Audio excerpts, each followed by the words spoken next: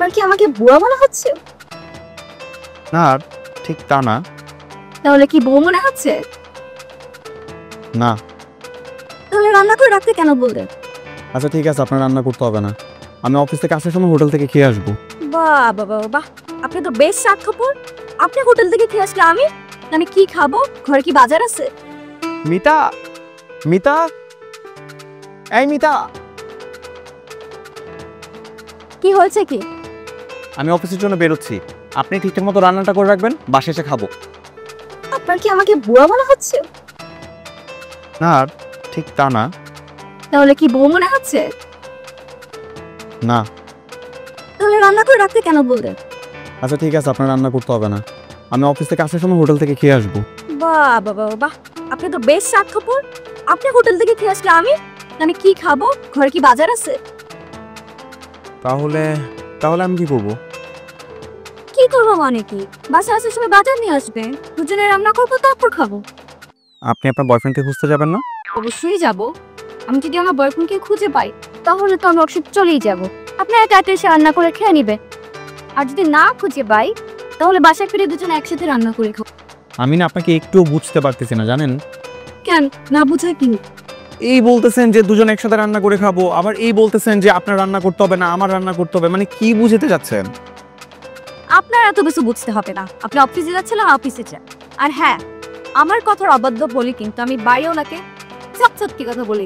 Please এইটুকু excuse করেন আমার জন্য। একটা ব্যাচেলরের এরকম একটা বাড়ি পাওয়া ভাগ্যের ব্যাপার। আর কিছু করেন না, করেন বাড়িওয়ালাকে কিছু বলতে চায় না, প্লিজ। ঠিক আছে, এখন আপনি অফিসে যান, আমাকে বের হতে হবে। ঠিক আছে, যাবার আগে ঠিক মতো দরজাটা লক করে যাবেন। ঠিক আছে, যান এবার।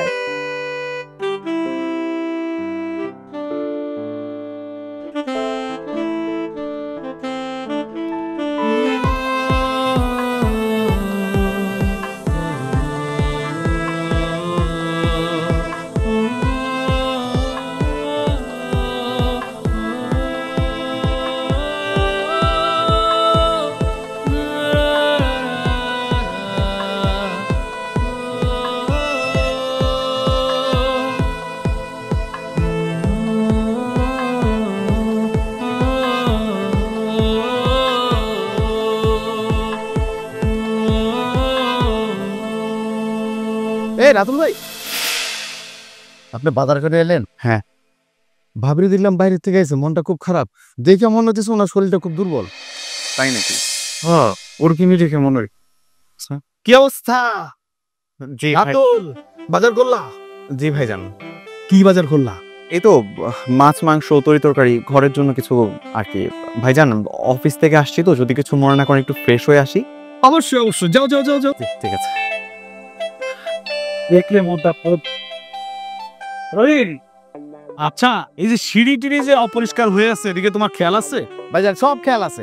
বাড়ি কি ছোট, বাড়ি তো অনেক বড়। এই যে সবগুলা কাম আমার একাই করতে হয়, কিন্তু আমার বেতনটা তো বাড়ান না। খালি আমারে দেখলে তোমার বেতন বেতন বেতন, এছাড়া কি তোমার কোনো কথা নাই? ভাইজান মনে করছি তো বিয়েটা করবো। আমি নিজেই বিয়ে করি নাই, উনি বিয়ে করবে। আমার বেলা হলে সমস্যা ভাইজান, কিন্তু মানুষের বেলা হলে তো ওই যে বাসা ভাড়া ফ্রি দিয়ে দেন, ফার্নিচার দিয়ে দেন, সব দিয়ে দেন, খেলে আমার বেলা ঠাডা করে দেয়। হ্যাঁ, তুমি বেশি কথা কও। বিয়ে নাকি সব জীবনে আরো অনেক কাজ আছে, বিয়ে ছাড়াও। বেয়াদব কোথাকার।